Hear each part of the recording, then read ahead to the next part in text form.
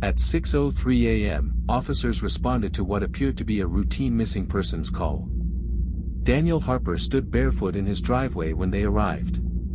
He reported that his wife, Emily, and their 2 young daughters were gone. He said he had woken up for work and found the house empty. He assumed Emily had taken the children and left after an argument the night before. Body camera footage shows Daniel speaking calmly. His tone is even. He makes eye contact. He answers questions directly. He does not appear disoriented or panicked. That initial interaction would later be reviewed dozens of times by investigators. Because in missing family cases, behavior in the first hour often tells more than words. Inside the home, officers conducted a preliminary welfare check. There were no signs of forced entry. No broken locks. No shattered windows. No overturned furniture. Emily's vehicle remained in the garage.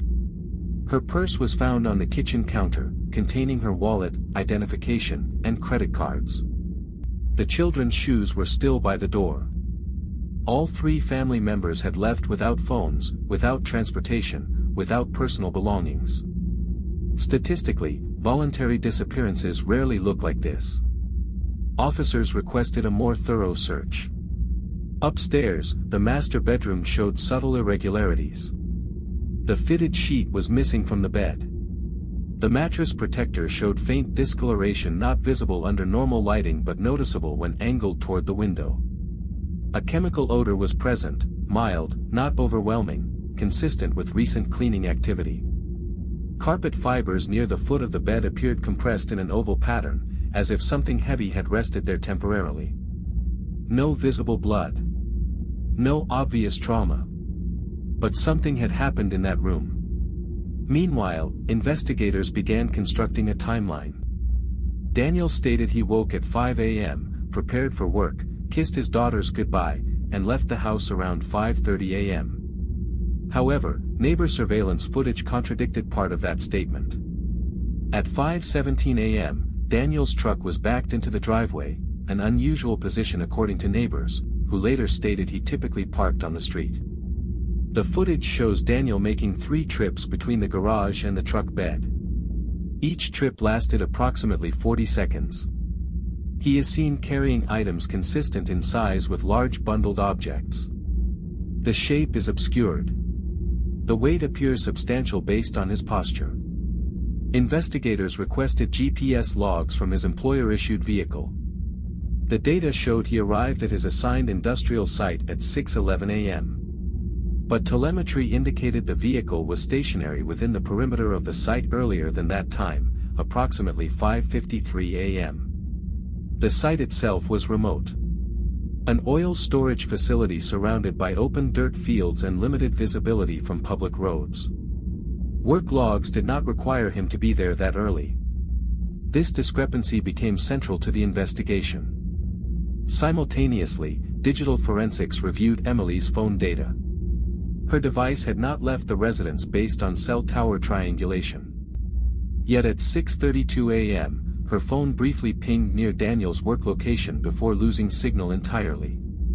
This anomaly suggested physical proximity to the truck or movement of the device itself. Investigators returned to Daniel for a formal interview. He waived his right to an attorney. The recorded interrogation lasted several hours. At first, Daniel maintained that Emily left voluntarily after an argument. He described the disagreement as emotional but not physical. When presented with the surveillance footage, he stated he was loading tools. When shown GPS data, he claimed he often arrived early to prepare for the day. His narrative remained internally consistent, until small details were challenged. When confronted with the missing bedsheet, Daniel stated Emily may have removed it to wash. Laundry appliances showed no recent cycle matching that time frame. When asked why he reversed his truck into the driveway that morning, he said it was routine. Neighbors contradicted this. Detectives shifted approach. Instead of accusing him, they introduced information gradually. They mentioned that Emily had confided in a friend about considering separation. They referenced financial strain. They presented phone records showing no outgoing calls from Emily after 5 a.m. As pressure mounted, Daniel adjusted his story. He acknowledged that the argument had escalated. He admitted it became physical. He described it as accidental. Investigators noted that his emotional response did not intensify when discussing the physical altercation. His heart rate, monitored through observable pulse in the neck and breathing cadence, increased only when incarceration was mentioned. Then came the aerial photograph. Detective Morales placed an image of the oil storage site on the table. She stated, "Your truck was parked behind the tanks longer than necessary." Daniel responded without looking directly at the photo. "Not behind the tanks." The correction was immediate. Unprompted. Specific. GPS data had not specified tank positioning. Only location coordinates within the facility perimeter were available. By clarifying the exact placement of the vehicle, Daniel demonstrated knowledge beyond what had been disclosed. It was a pivotal moment. Following a prolonged silence, Daniel's posture shifted. Shoulders lowered. Eye contact diminished. He described the argument in fragmented detail. He stated that he felt trapped. That he feared losing his children. That the situation escalated beyond intention. He did not display overt anger. He did not display visible remorse. He described events in a flat, measured tone. Based on his revised statement and vehicle data, search teams were dispatched to the industrial site. Soil disturbance was observed near a restricted access area between storage tanks. Cadaver dogs alerted to 2 separate locations. Excavation confirmed investigators' worst suspicions. Back at the residence, luminol testing later revealed trace biological patterns in the master bedroom consistent with cleanup efforts.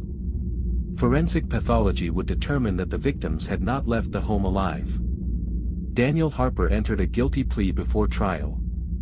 In court, the evidence was summarized methodically: digital logs, surveillance footage, forensic findings, witness statements. There was no dramatic cross-examination. No prolonged defense. The sentencing was brief. Life imprisonment without parole. Post-sentencing analysis of the case highlighted a pattern seen in family annihilation investigations. The offender often attempts narrative control in the early hours. Calm presentation. Cooperation. Voluntary interviews. The assumption that composure equals credibility. But this case did not collapse because of visible emotion. It unraveled because of data. Time stamps. Geolocation coordinates. Fiber impressions. And one unnecessary correction about where a truck was parked. Investigators later stated that if that single detail had not been challenged with precision, the timeline reconstruction would have taken longer. Perhaps much longer. In crimes like this, it is rarely a dramatic confession that solves the case. It is alignment. When physical evidence refuses to match the story being told. And sometimes, the smallest inconsistency becomes the doorway to the truth.